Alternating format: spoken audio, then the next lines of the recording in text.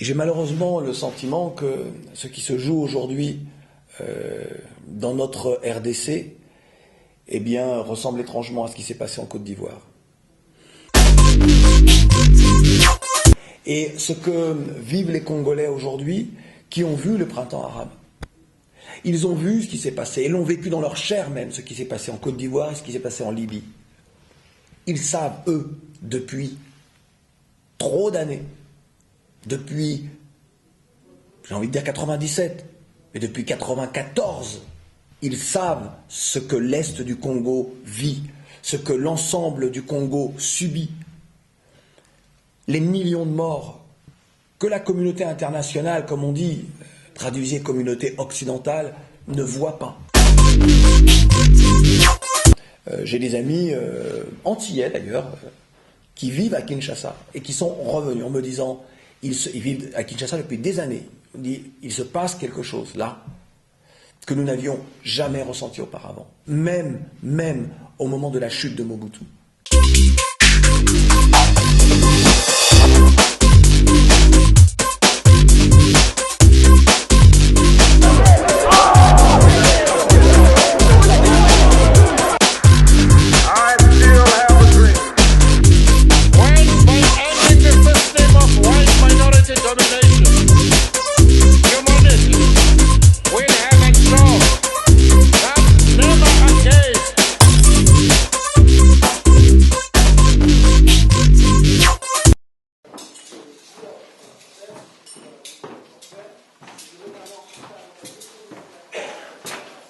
Bonjour mesdames et messieurs, les Congo, notre pays est à l'orée de chemin. Nous sommes venus voir une des personnalités afro le plus influent de France et le plus connu au monde, c'est monsieur Claudicia, que vous connaissez. Il va nous donner son point de vue et prodiguer quelques conseils aux jeunes Congolais qui l'ont interpellé par rapport au conflit post-électoral qui se pointe au Congo. Donc nous sommes chez lui et il va répondre à ces questions. Bonjour monsieur Siar. J'ai constaté que de jeunes Africains, notamment Congolais, qui sont nés en France, qui se sentent mal dans leur peau ici, se révoltent pour chercher à rentrer chez eux. Ils disent, en France, on ne nous aime pas beaucoup, mais nous voulons rentrer dans le pays de nos ancêtres, l'Opango Yabanka, comme l'a dit un groupe de rap que tu connais bien. On nous empêche d'y aller parce que nous aimons bien, toi et moi. Tous les deux. Et on nous empêche d'avoir les dirigeants que nous voulons. Alors aujourd'hui, le Congo est à l'orée de chemin.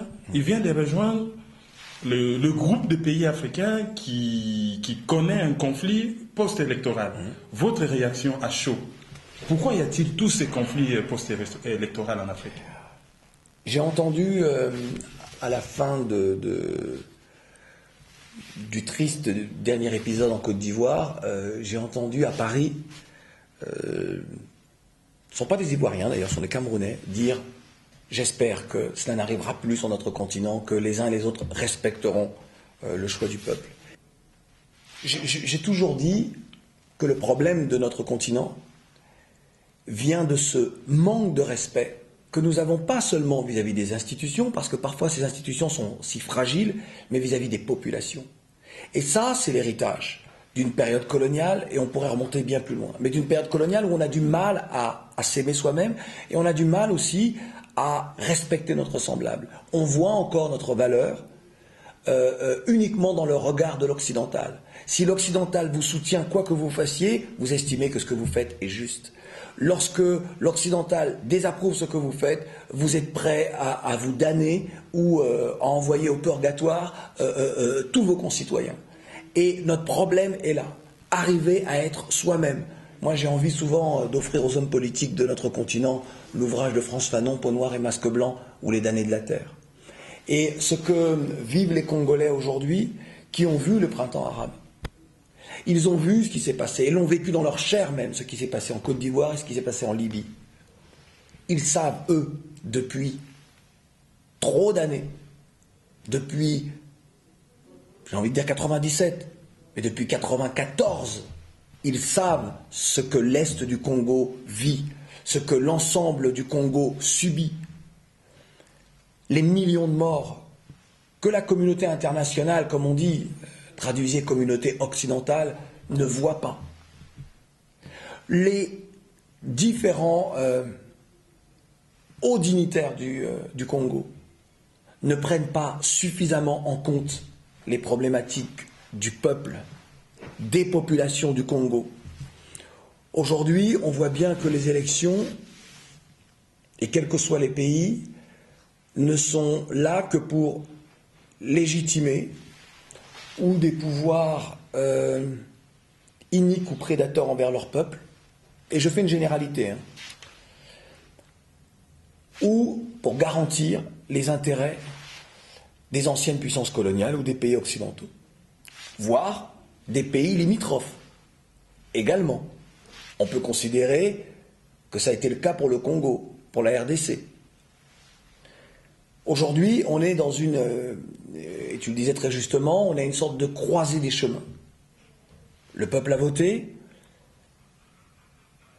on a le sentiment que le peuple avait fait un autre choix, les résultats nous donnent un autre choix, on est donc là à nouveau dans le scénario de la Côte d'Ivoire. La différence se fera comment? Elle se fera par la détermination de l'un et de l'autre à occuper le poste. Aujourd'hui, il y a un président qui était donc un président sortant qui, au regard des résultats, a été réélu, contesté par Étienne Tshisekedi, comme il a d'ailleurs rarement contesté les élections. Du temps de Mobutu, sur la fin, il les a contestées, mais enfin on savait que c'était une véritable dictature et que... Mais là, aujourd'hui, je n'avais jamais entendu Étienne Tshisekedi avoir un tel propos et ça me semble troublant. Mais surtout, j'ai vu, entendu, je suis vraiment de près l'actualité de la RDC parce que c'est un pays qui m'est cher. Très cher, ça très cher. Vraiment très cher. De quoi nous parlons? Et donc, j'entends, je lis les commentaires des uns et des autres, j'entends, je vois ce qu'ils me retournent depuis quelques jours d'ailleurs. Hein. Même moi, sur mon propre portable, j'ai reçu des SMS qui étaient plus que troublants. J'ai des amis antillais d'ailleurs, qui vivent à Kinshasa et qui sont revenus en me disant, ils vivent à Kinshasa depuis des années, il se passe quelque chose là que nous n'avions jamais ressenti auparavant, même au moment de la chute de Mobutu. Donc, tout ça est vraiment troublant. Je ne sais pas quels sont les intérêts des uns et des autres. Je me dis que, est-ce que le peuple est satisfait d'une certaine politique, de la politique du président sortant? Ce n'est pas moi qui ne suis pas congolais à le dire, mais seuls les Congolais peuvent répondre à cette question et ils ne peuvent y répondre qu'à travers leur vote. Il va bien falloir qu'on trouve une solution. Il va bien falloir qu'on trouve une solution pour le développement de la RDC, pour les infrastructures de la RDC, pour un niveau de vie bien plus élevé pour chaque citoyen congolais au regard des richesses de ce pays.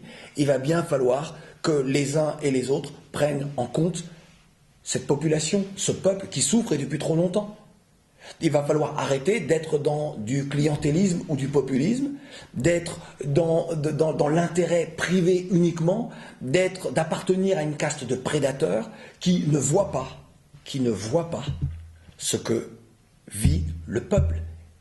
Et lorsque je parle du peuple, je ne parle pas du peuple des villes, qui lui aussi souffre, je parle aussi du peuple des campagnes, du peuple de celles et ceux qui sont au fin fond de la forêt, que l'on ne regarde pas, pour lequel on n'a aucune considération, qu'on appelle villageois de la façon la plus méprisante d'ailleurs. Il va bien falloir que l'Afrique, que la RDC, mais que d'autres pays aussi évidemment, soient dans ce XXIe siècle. Un XXIe siècle où l'on doit bâtir et non pas continuer comme ça a été le cas depuis les indépendances à accepter cette politique meurtrière, ces politiques meurtrières et ces politiques de prédation. Toute la question est là. Quels sont celles et ceux qui ont de vrais projets pour leur peuple et pour leur pays? Toute la question est là. Et c'est une question qui a été à maintes reprises posée à différents ministres, à différents responsables de RDC. Et moi, lorsque j'ai entendu les uns et les autres répondre à ces questions, j'avais le sentiment qu'ils fuyaient la question. Et ça me pose un vrai problème parce que ça témoigne du manque de sincérité de beaucoup. Je ne sais pas ce que le président Kabila a l'intention de faire. Je ne sais pas ce que Étienne Tshisekedi, qui s'est donc autoproclamé président, Et c'est compliqué.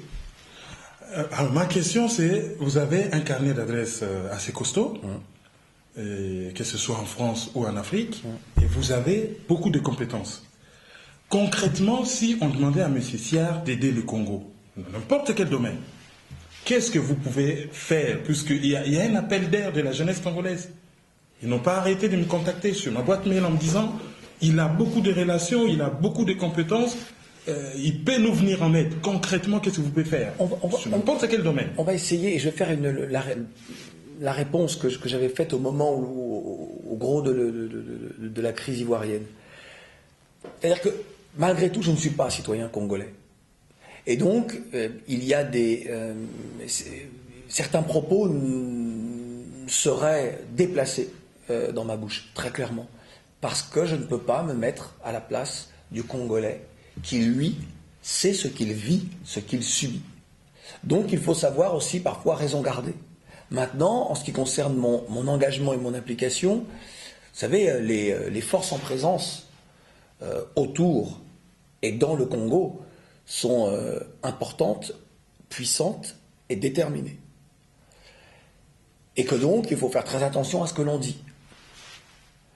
Moi, évidemment, je me permettrai de dire à qui je peux dire et à qui je dois dire mon sentiment sur la situation en RDC. Et sur ce peuple que l'on ne veut pas voir et qu'on ne prend pas en considération. La souffrance qu'est la sienne, ce qu'il veut. Je sais que chez nous en Afrique, il est... je ne dis pas que c'est le cas, hein, mais il est facile de truquer les élections pour se maintenir au pouvoir. Et qu'on voit bien, par exemple en Syrie, lorsque vous avez un peuple qui est dans la rue, s'il est dans la rue, ce n'est pas pour rien. Lorsqu'il manifeste, lorsqu'il proteste et lorsqu'on le tue, lorsque les propres armes des soldats de son pays le tuent, ce peuple-là, à un moment donné, eh bien, ne s'arrête plus. Et sa colère est si grande qu'il est déterminé à aller jusqu'au bout. Je vois une détermination chez les Congolais aujourd'hui que je n'avais jamais vue. J'entends ici et là, je vois les uns et les autres en réseau. Comment, et je fais très attention, hein, parce qu'il y a pour moi la diaspora, qui n'a pas forcément raison, même si c'est un baromètre, mais qui n'a pas forcément raison, mais j'entends et je vois surtout ce qui se passe en RDC. Et là, ça me semble être compliqué. Encore une fois, j'aurais tellement aimé que le quotidien des Congolais se soit amélioré depuis la chute de Mobutu. C'est bien de cela dont nous parlons, hein, finalement. Oui, chaque sûr. Congolais, lui, ce qu'il souhaite, c'est voir sa vie s'améliorer, son quotidien s'améliorer, entrevoir une vie meilleure, à faire des projets pour sa famille, pour ses enfants, pour les générations futures. C'est bien ce qu'il demande. Il demande à pouvoir, pour les personnes les plus modestes, pouvoir assurer la pitance de sa famille, pouvoir envoyer son enfant à l'école. Et on voit bien que dans ces domaines-là, les informations qui sont les miennes, les analyses qui sont les miennes de la situation de la République démocratique du Congo, eh bien, ne ressemblent pas à un pays dont le niveau de vie a changé. Vous avez créé un mouvement qu'on appelle Génération Afro-Consciente. C'est des jeunes africains. Génération consciente. Génération consciente qui se trouve partout en Afrique. Ouais. Et il y a eu un effet dont on ne s'attendait pas, c'est que des jeunes Congolais nés en France sont devenus des Afro-conscients. Vous attendiez-vous à un tel succès de la part de ces mouvements? Il y a deux choses. Ils parlent du Congo, d'abord ils apprennent les lingala tous, avant ce n'était pas le cas. Oui, c'est vrai. Lorsqu'ils ouvrent Internet, c'est pas pour regarder de la musique sur YouTube, c'est d'abord chercher à savoir ce qui se passe au pays. Et chaque fois qu'il y a des marches ou des protestations, ils sont en avant-première. Vous attendiez-vous à un tel succès de la part de cette génération consciente? Il y a deux raisons à cela. La première, ce sont toutes les crispations identitaires ici en France, toutes les discriminations qu'ils subissent et que leurs parents ont subies. Et c'est une génération qui, contrairement à leurs parents, ne souhaite plus se taire, ne souhaite plus courber les chines. C'est une génération qui revendique, qui s'affirme et parfois avec véhémence, pour ne pas dire plus. Et puis, il y a évidemment, lorsque vous estimez lorsque l'on vous fait très clairement comprendre que ce pays dans lequel vous êtes né, eh bien finalement n'est pas si accueillant que cela, en tout cas pour vous, pour vos identités, pour ce que vous êtes, et qu'on dit de vous que vous êtes issu de l'immigration, il est naturel chez l'être humain qu'il se retourne vers ce qui pour lui sera une protection, ou en tout cas une identité à laquelle il pourra très clairement s'identifier parce que c'est la sienne. Et donc, c'est la deuxième raison qui explique ce besoin. C'est Césaire a tout dit et tout écrit, hein. Cahier d'un retour au pays natal. Le retour, il n'est pas que physique, hein. Il est également dans ce besoin de retrouver son identité, de retrouver son être. Il est spirituel. Il est culturel, il est cultuel aussi. Donc, ces jeunes-là sont forcément plus forts face aux discriminations qu'ils subissent dans leur pays en France. Parce qu'ils sont désormais armés d'une identité qu'ils avaient, ou qui n'était pas très présente dans leur vie, et que leurs parents avaient mis de côté, parfois au nom de l'intégration. Une question concrète maintenant. Vous êtes entrepreneur, vous avez une radio qui marche très fort à Paris, un peu partout, qui a joué un rôle énorme lors du tremblement des terres en Haïti. Même lors des manifestations en 2009. Oui, lors des émeutes aussi en Guadeloupe. Martinique. Ouais. Martinique. Comptez-vous installer une telle radio à Kinshasa?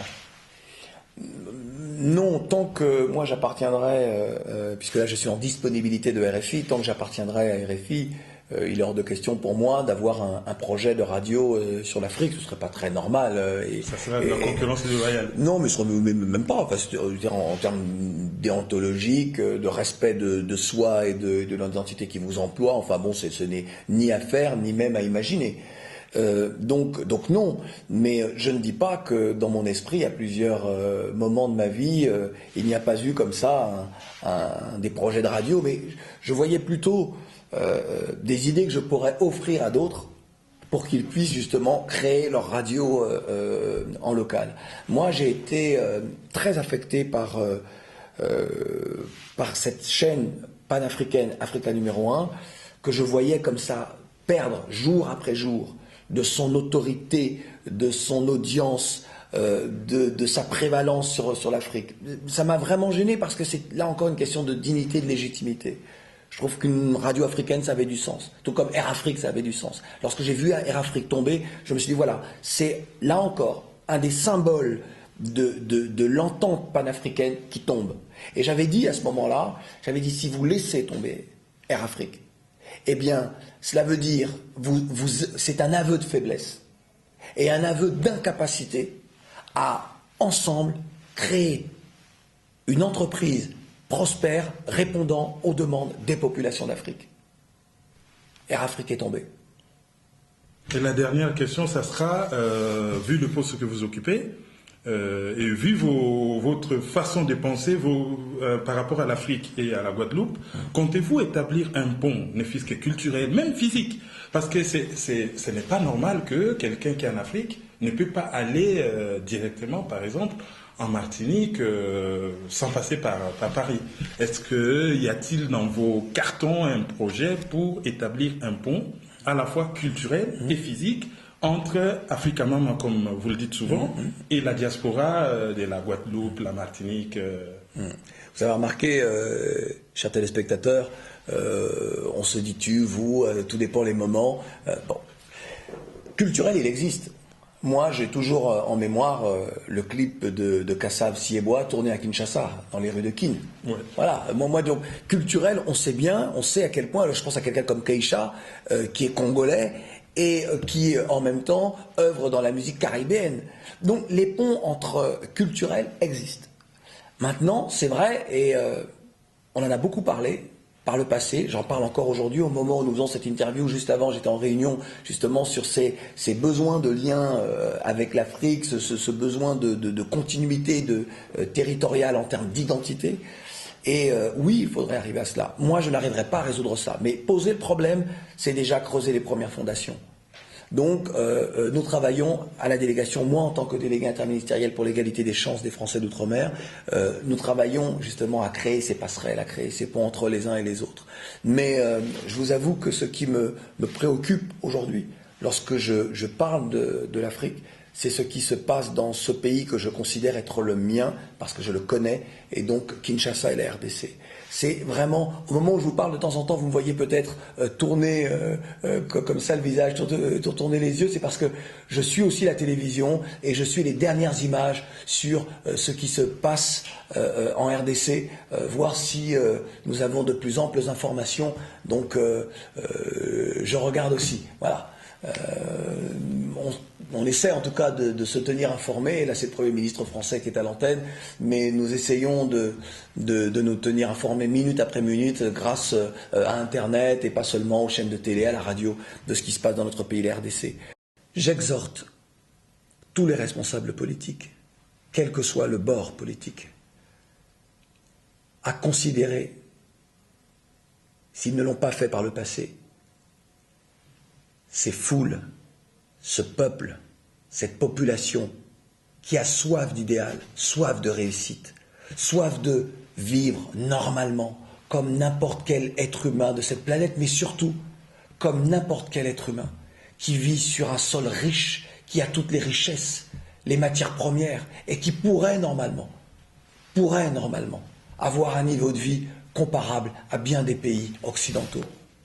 Je demande à cette classe politique,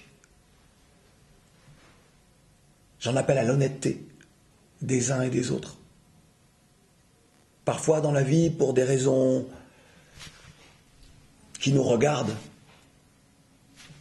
on peut avoir un mensonge pour préserver quelque chose, un territoire, un privilège. Mais au regard de ce que cela occasionne comme difficulté, comme mort, comme génération sacrifiée, comme jeunesse que l'on brûle sur le bûcher de la vanité, de l'égoïsme, de l'orgueil, de l'enrichissement personnel. Très franchement, est-ce que tout cela en vaut la peine? Est-ce que la plus belle des victoires n'est pas de se dire « Regardez comme notre Congo rayonne, comme notre pays devient un pays fort à l'échelle internationale, un pays qui lui aussi peut imposer des choses, parce qu'il est respecté, parce que ses dirigeants respectent la population et parce que cette population prospère. N'est-ce pas là finalement la plus belle des victoires pour ce Congo, qui depuis l'époque de la colonisation, du roi Léopold II, en passant par Baudouin, en passant par les politiques de prédation de différents chefs d'État, n'a connu que la défaite, la misère, le sang et les larmes. N'est-il pas temps de se dire « Travaillons pour nos enfants et les générations futures. Mettons dans leur berceau, auprès d'eux, dans leur corbeille, offrons-leur en héritage le meilleur, l'honnêteté, la vérité, la sincérité. Il est temps, n'oubliez jamais une chose. C'est une phrase que j'aime à répéter et que je répète là à tous. Il est important que le Congo soit fort, tous pour un même but. Voilà notre force.